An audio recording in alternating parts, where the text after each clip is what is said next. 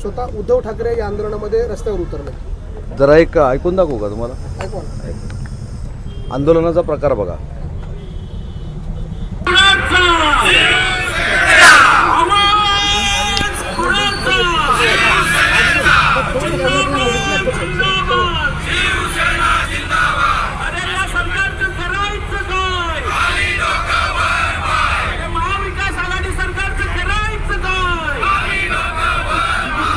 हेच उत्तर आहे त्याला.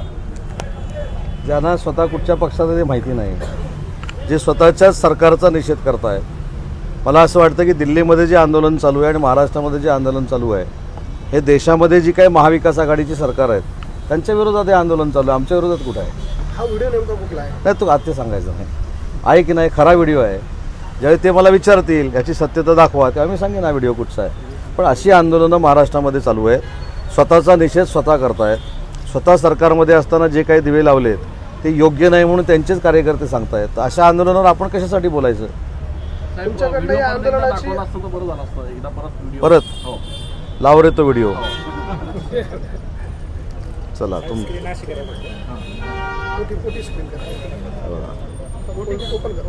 ओपन करू. चला या समोर कॅमेरा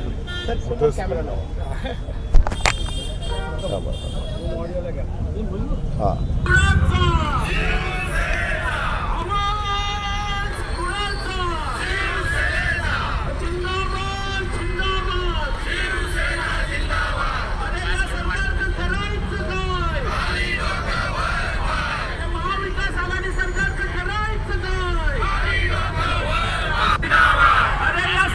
आता परत ते म्हणतील हे आमचे कार्यकर्ते आहेत. पण नावानिशी सांगतो कुठचे कार्यकर्ते आहेत सांगा ना. ते जाऊ द्या. त्यांना पण काहीतरी प्रश्न. आपण आंदोलन करताना नाहक महाविकास आघाडीला ज्या सरकारमध्ये स्वतः होते त्याचाच निषेध करायचा आणि महायुतीच्या विरोधात आंदोलन करायचं, ही प्रथा कदाचित आजपर्यंतच्या राजकारणात कोणालाच कळली नसेल. अशी आंदोलनं चालू आहे. त्याच्यामध्ये कोण सामील होतं याच्यावर आम्हाला काही विचार करण्याची काही आवश्यकता नाही. आम्ही शिवसेना म्हणून अतिशय विधायक कामं करतोय. एकनाथ शिंदे साहेबांच्या नेतृत्वाखाली कालचा आपण जम्मूचा देखील कार्यक्रम बघितला असेल की देशामध्ये पहिल्यांदा शिवसेनेनं 1000 पैलवानांना बरोबर नेऊन रक्तदान केलं. त्याच्यामुळे आमचा फोकस जो आहे तो अशा सामाजिक कामासाठी आहे. अशा लुटूपुटीच्या खेळाला काय आम्ही किंमत देत नाही. त्यांनी त्यांचाच निषेध करतायत, त्यांना शुभेच्छा आहेत. उद्धव ठाकरे यांनी आजच्या आंदोलनाचा व्हिडिओ आहे. उद्धव ठाकरे यांनी मुख्यमंत्र्यांवर टीका केली आहे. हे चोरांचे मंत्री आहेत असं उद्धव ठाकरे मुख्यमंत्र्यांबद्दल बोलतायत. कोण असं म्हणालं? उद्धव ठाकरे म्हणतायत. मी तुम्हाला व्हिडिओ दाखवला ना. जे युबीटीचे शिवसैनिक महाविकास आघाडीचा निषेध करतायत याचा अर्थ महाविकास आघाडीमध्ये काम करणारे सगळे चोर आहेत. दुसरे कसे काय असू शकतात? इंडिया आघाडीकडनं देखील दिल्लीत आंदोलन केलं जात आहे.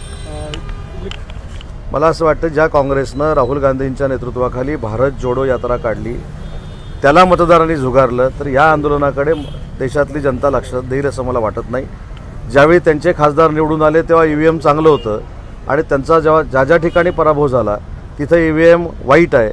हे भविष्यातली बिहारची निवडणूक स्वतःच्या हातातनं गेली म्हणून हे सांगण्याचे सगळे प्रकार आहेत.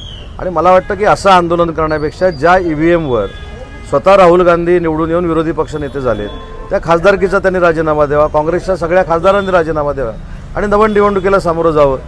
आंदोलन असं केलं पाहिजे. जर EVMवर विश्वास नाही तर स्वतःची खासदारकी सोडली पाहिजे, विरोधी पक्षनेते सोडलं पाहिजे. साहेब, इंडिया अद्यापही तिढा सुटलेला नाहीये.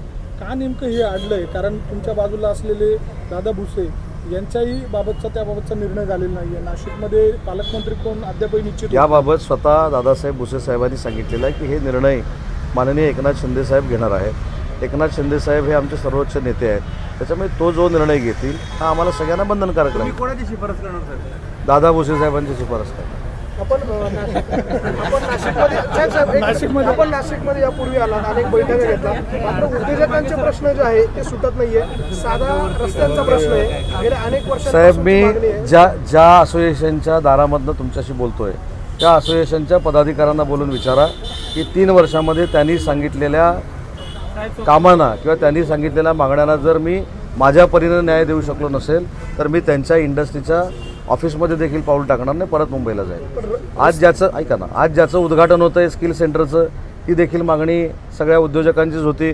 आज सुमारे 25 ते 30 कोटी रुपये खर्च करून आपण ती इमारत बांधतोय.